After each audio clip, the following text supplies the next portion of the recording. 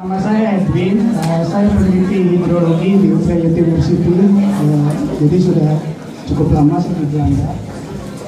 Kebetulan saya kemarin di Jakarta juga Pak, liburan sebulan, gitu. Jadi sudah melihat kan di sana yang ada di Belanda. Dan terus terang kalau saya mau tanya sebenarnya masalah reklamasi, tapi takutnya nanti malah jadi perdebatan. Jadi mungkin nanti saya diskusi aja sama Pak Trijoko. Gak apa-apa, tanya aja reklamasi supaya Anda nggak sesat. Jadi pikiran Anda harus sampaikan. Jadi kalau Anda punya unek-unek atau pikiran yang negatif dengan kebijakan saya, justru di forum ini Anda tanya. Saya bukan tipe pejabat, justru ngatur-ngatur jangan tanya.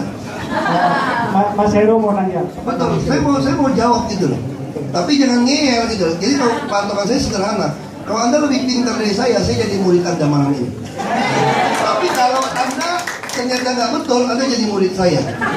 Jadi istilah kampung saya itu jangan bodoh gagak nurut, pintar nggak mau ngajar kira-kira gitu. Itu masih jelas.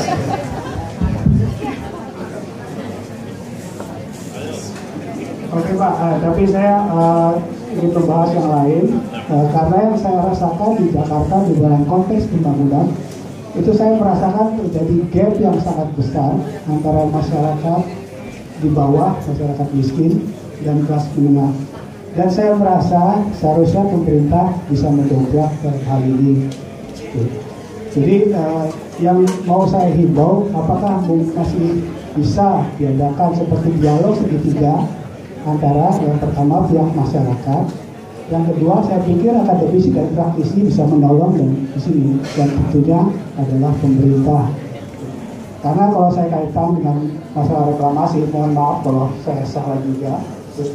Yang terkesan itu hanya untuk orang kaya, mohon maaf jika itu salah. Dan yang lagi-lagi dikorbankan adalah si miskin, nelayan, kaum nelayan di sana. Dan kami sendiri para akademisi akhirnya saling celah satu sama lain, itu yang terjadi, gitu. Dan mohon maaf tadi kalau salah, pemerintah sepertinya memberikan nasihat kepada pihak asing di sini. Itu aja Pak. Terima kasih atas kesempatan yang diberikan. Selamat pagi, dini hari ini Pak Ahok di Indonesia. Terima kasih, masih semangat sekali. Walaupun kelihatan capek sekali. Terutama untuk Pak Ahok, terima kasih. Pertanyaan saya sebenarnya banyak ketika mendengar Pak Ahok datang itu mulai dari pembebasan lahan sumber waras, kemudian anggaran pidato Pak Ahok yang sangat besar, kemudian rencana Inland Waterways. Banyak yang ingin saya tanyakan, tapi karena waktu terbatas, saya ingin menanyakan satu hal terkait dengan reklamasi Teluk Jakarta, termasuk di situ ada rencana pembangunan Giant Seawall. Itu apa yang mendasari rencana itu akan dilaksanakan? Karena memang tadi saya sudah mirip jika yang disampaikan oleh Mas Edwin, itu apa gunanya ketika rencananya mau untuk menyelamatkan daratan Jakarta, tapi pada akhirnya dibangun permukiman mewah sehingga kesan masyarakat ketika dilakukan reklamasi Teluk Jakarta itu hanya berakhir dengan pembangunan real estate, akses masyarakat jadi terbatas dan akses-akses lainnya terutama di dampak lingkungan menjadi sangat buruk. Itu saja Pak, terima kasih.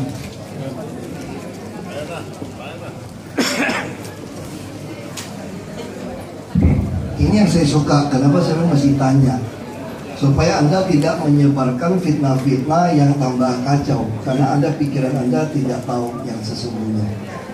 Makanya harus tanya. Makanya saya ada tipe pejabat paling demen. Bukan saya ngomong sombong, nggak semua pejabat berani datang tantang Anda tanya. Yang ada cuma menghindar, minta Pak Dubes atur-atur gitu Pak, supaya jangan tanya, jangan terlalu banyak. Kalau saya, Anda mau sejuta orang kayak saya ladenin, tinggal soal waktu. Saya jelasin sekarang satu-satu. Kenapa saya berani seperti itu? Karena memang nggak ada urusan kok. Besok Anda tanya, Anda ini terlalu banyak dengar RSM untuk ngomong doang dong. Anda mengatakan itu reklamasi itu ada gap miskin dan kaya di Jakarta. Memang. Dan Anda tahu nggak, pemerintah pusat menggunakan 2.500 kalori per hari. Itu kalau dikonversikan ke rupiah itu hanya 463.000. Jadi kalau kamu punya penghasilan sekarang ya 63.000, di atas itu kamu hidup di atas garis kemiskinan. Anda nggak pantas dibantu. Anda tahu nggak saya lakuin apa? Saya bayar BPS 1,8 miliar. Tolong survei, saya menggunakan standar upah minimum kebutuhan hidup layak 2,4 juta. Berapa orang miskin Jakarta? Sebelumnya 4%. Sekarang berapa? 17. Jadi di Jakarta faktanya 17% orang, 1,7 juta orang itu hidup di bawah 2,4 juta. Kalau di Pulau Seribu 25%. Kenapa? Karena transportnya mahal kapal. Jadi faktor yang paling mahal itu apa? Perumahan, sewa di pinggir jalan juga, di pinggir sungai 400.000, 500.000. Sama transportasi. Karena transportasi kita tuh nggak bisa bayar sekali, mesti naik berkali-kali. Itu yang membebankan mereka. Nah lalu apa solusi kami? Termasuk harga pokok. Kami sekarang udah kuasai Food Station Cipinang 99,7% sahamnya. Kita mulai Dharma Jaya, kita mulai perbaiki soal daging. Pasar Jaya sudah tidak kerjasama dengan swasta lagi. Kenapa nggak kerja sama swasta? Karena kita hanya 500 rupiah per hari per meter. Swasta juga sama, disuruh bayar 20 tahun dibuka. Nggak bisa, kita ambil alih semua. Jadi di atas pasar, lantai 4, lantai 5 nggak laku, lantai 3 nggak laku pasar. Makanya kita bikinnya lift sekalian 23 lantai supaya lantai 3-4-nya laku. Ada rumah sakit juga di situ. Orang miskin kalau datang belanja ada duit, check up nggak ada duit karena di rumah nggak ada kulkas, tiap hari dia ke pasar. Makanya sekarang di pasar kami juga sebagian ada klinik kesehatan supaya menolong mereka. Sekarang kita balik soal yang apalagi yang kami perbaiki. Sekarang kalau Anda tinggal di rusun kami, Anda bebas naik bus dan anak Anda dapat KJP. Kamu tahu nggak berapa upah minimum provinsi? 2,7 juta. Kenapa ada 40% anak 12-15 tahun tidak sekolah? Ini sederhana rumusnya. Di negeri kita yang bagus, yang masuk tuh anak orang kaya sekarang, yang bisa les, gizinya baik. Lalu kita kasih kuota 45% supaya dia punya, walaupun nilainya pas-pasan bisa masuk. 40% nggak cukup juga, karena orang di sini lebih banyak. Lalu bagaimana? Dia sekolah ke yayasan swasta yang murah.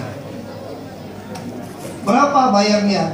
250.000, ongkos makan, transport butuh 600-800.000 ke SMA. Kalau ada 3 anak, mampu nggak gaji 2,7 juta?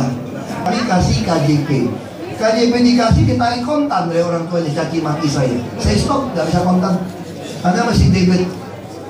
Kita sudah menyalurkan 489.000 anak. Lalu yang paling miskin lagi madrasah. Madrasah di bawah Kanwil, kita paksa, tolong lapor pada kami. Dulu banyak fiktif, nggak mau dikerjain dari sudin-sudin. Ini udah ganti. Lalu apa?